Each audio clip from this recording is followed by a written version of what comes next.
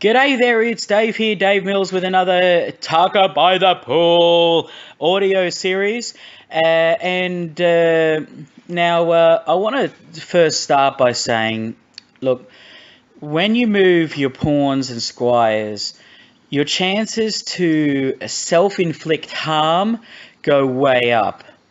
But beginners are much more cautious about using their pieces. And they're more powerful pieces. But 9 times out of 10, it's those moves by those pesky pawns and those sneaky squires that actually undo you, because they can't go sideways and they can't go backwards. So these structural pieces often lead to your own destruction and allowing your opponent to occupy your side of the board. So, if your enemy's at your gates, don't just invite him in. And that's what people do all the time with their pawns and squires. So have a sense of not inflicting things upon yourself without concern. Now, on the flip side of it, I want to talk to you about the center pawns, sub-center pawns. I want to talk to you about the center pawns in particular, about moving a pawn more than once in the opening. Like when can you break the rule, so to speak?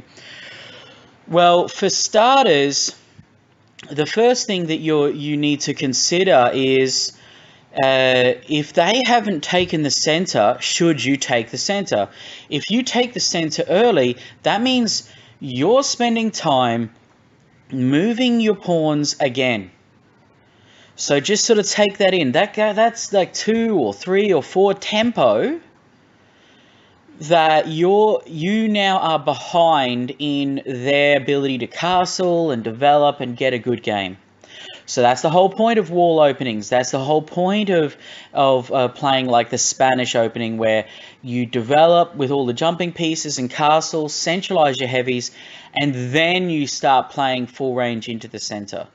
So, you're faced with this question all the time about how to play. And if they don't take the center, if they ignore that fundamental principle, can you ignore the principle of don't move the same piece twice in the opening? Okay, so there's always exceptions in Tarka. The knights are an exception because they're slow movers.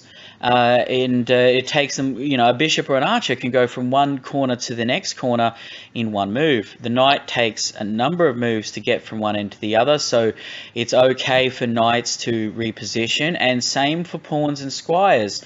In this case, because of the strategic importance of gaining space in the center, you can be sure if they do an opening that does not take the center, then you can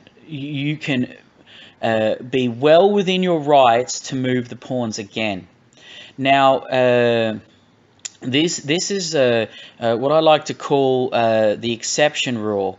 For every rule, there's an exception to the rule. So, like for instance, you want to castle early, but there can be exceptions to you castling early because you don't know which side of the board their king has castled to. So they delay castling. Perhaps you want to delay to be less committed to one side of the board so that you can choose what sort of game that you have. Kings castling on opposite sides of the board allow for much more dynamics as each side tries to attack on either flank. And if you cast on the same side, that could perhaps restrain an attack down that flank. So there's a lot of strategy involved in where you move the king, which is why the captains in teams control where the king moves. So so it's a very, very special honor that is given to captains in teams. So now, back to when you're sitting by the pool in Australia, looking at a gla, you've got keep your train of thought. Okay, so that's remember the exception rule. You can, if they don't take the center, you can play forward with your center pawns. If they've played heavily with their sub-center on one flank of the board, that can restrain your center pawns. So perhaps you only want to bring forward the center pawns on the opposite side to their sub-center, like sort of slip, like a boxer slipping in. And if you can get 2 pawns into the Mariana Trench, attacking into their territory, then you're in a massive advantage, massive advantage. All right, well, remember that. Remember the exception rule. Take care, everyone, wherever you are, whenever you are listening to this. I love you all. Take care. Bye.